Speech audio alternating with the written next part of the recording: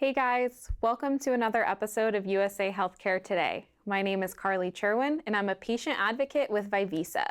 Today we're going to be talking about some things that you need to know when heading to the emergency room. About 130 million Americans go to the emergency room every year. That's 1/3 of our population.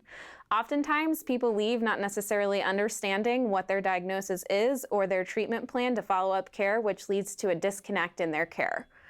Here are some tips that we've learned over the past years of what you should know if you or your loved one is headed to the ER.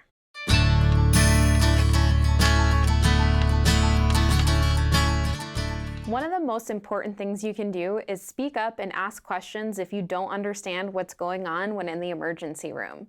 Doctors are humans too, they're not mind readers, so make sure to ask questions if anything is unclear, and make sure that you leave the emergency room understanding your diagnosis and what your treatment plan is. If you don't, it's going to be very difficult following up with your care and getting the right treatment, and you may even end up back in the emergency room. Also, it's really great to have somebody there with you who can be alert and present in the moment to understand what's happening, what's going on, and can ask questions if it's unclear to them, who can keep you updated on everything that's going on throughout the process. Emergencies are hectic situations, so it's really great to have somebody there with you that can help you through the process.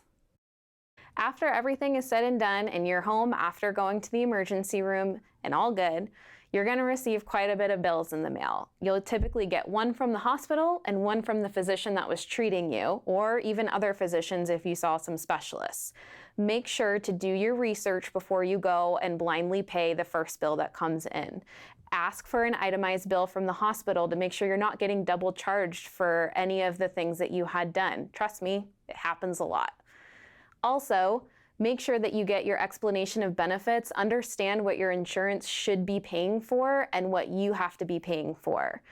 Like I said, do the research. Once you're comfortable, pay your bills once you understand everything. Don't be afraid to call the hospital if something doesn't make sense, and don't be afraid to call your insurance company if it doesn't make sense. Remember to do this in a timely fashion. You only have a certain amount of time before a bill can go into collections, so just beware of your time, do your research, and then go ahead and pay your bill.